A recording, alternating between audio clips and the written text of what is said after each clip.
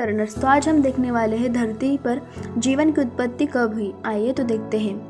जैविक आबादी के आनुवंशिक लक्षण में पीढ़ी दर पीढ़ी कुछ न कुछ परिवर्तन आते रहते हैं। पीढ़ी दर पीढ़ी होने वाले परिवर्तनों को क्रम विकास या क्रम उत्पत्ति कहते हैं।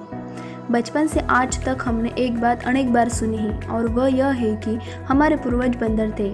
इस धारणा में आगे कहा जाता है कि हमने खुद को समय के अनुसार विकसित किया है। चार्ल्स डार्विन ने इसकी व्याख्या करने का प्रयास किया है।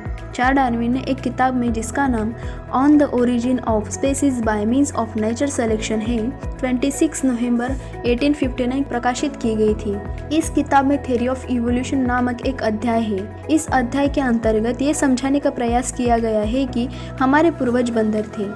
इसमें यह बताया गया है कि समय के अनुसार बंदरों के व्यवहार में परिवर्तन आने लगा, अर्थात समय के साथ साथ बंदर भिन्न भिन्न स्थानों पर रहने लगे और भिन्न भिन्न तरीके से जीवन यापन करने लगे। इस कारण बंदरों की आवश्यकताओं में भी परिवर्तन आना शुरू हो गया। इस किताब में यह बताया गया है कि बंदरों का समूह पेड़ पर रहता था और एक समूह जमीन पर रहने लगा। जमीन पर रहने वाले बंदरों के समूह में समय समय के साथ परिवर्तन आने शुरू हुए। जैसे वो दो पैरों पर चलने लगे और अपने दोनों हाथों का इस्तेमाल करना सीख गए, ऐसे ही समय के अनुसार खाने की पूर्ति हेतु शिकार करने लगे। फिर समय के साथ ही आग जलाने का भी सीख गए। परंतु ये सब परिवर्तन कुछ समय में नहीं हुए थे। इन परिवर्तन को होने में हजारों वर्ष का समय लगा था। आइए तो देखते हैं ह्यूमन इवोल्यूशन एंड डेवलपमेंट। मानव विकास यह प्रक्रिया जिसके अनुसार मानव ऐसे प्राइमेट में विकसित हुआ है जो प्राइमेट अब विलुप्त हो चुका है। प्राणी शास्त्र के तथ्यों के अनुसार हम होमो सैपियंस यानी मनुष्य दो पैरों पर चलने वाली प्रजाति है जो पृथ्वी पर लगभग 3,15,000 वर्ष पहले सर्वप्रथम अफ्रीका में विकसित हुई थी। मनुष्य जमीन पर सीधे चलने वाली प्रजाति है। अब हम एकमात्र जीवित सदस्य हैं जिन्हें जूलॉजिस्ट होमिनिन के रूप में निर्देशित या संदर्भित करते हैं।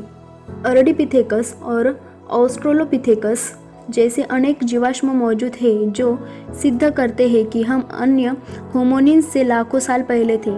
ये सिद्ध करने के प्रमाण है कि हम और हमारे पूर्वजों ने गोरिल्ला से लेकर विलुप्त हो चुके ड्रायोपिथिकस के साथ मिलकर पृथ्वी पर रहे हैं या कहे कि मिलकर पृथ्वी को साझा किया है।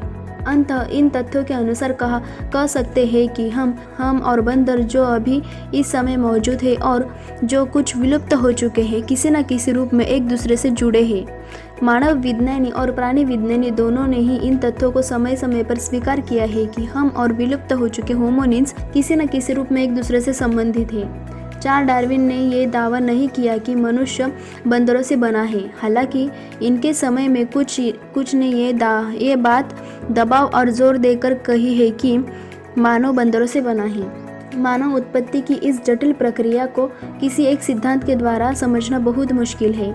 मनुष्य प्राइमेट के क्रम के सदस्य है जिसने 180 प्रजातियां हैं। माना जाता है कि मानव होमोनिन्स परिवार का सदस्य है जिसके बारे में प्रचलित है कि वह प्राचीन बंदर के अन्य सदस्यों से वर्तमान से लगभग 5 मिलियन साल पहले अलग हो चुका था।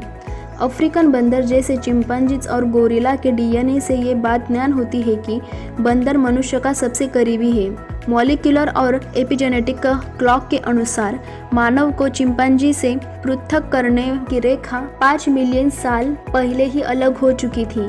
मानव जीन्स होमो की सबसे पुरानी प्रजाति की हड्डियां लगभग 2.4 मिलियन साल पुरानी रॉकस्ट्रेटा की है। फिजिस्ट इन बातों को स्वीकार करते हैं कि होमो का विकास ऑस्ट्रेलोपिथिकस से हुआ है। तो ये थे हमारे ह्यूमन इवोल्यूशन एंड डेवलपमेंट। ऐसे ही इंटरेस्टिंग वीडियोस को जानने के लिए हमारे अपने यूट्यूब चैनल को लाइक, शेयर और सब्सक्राइब करना ना भूलें। Thank you.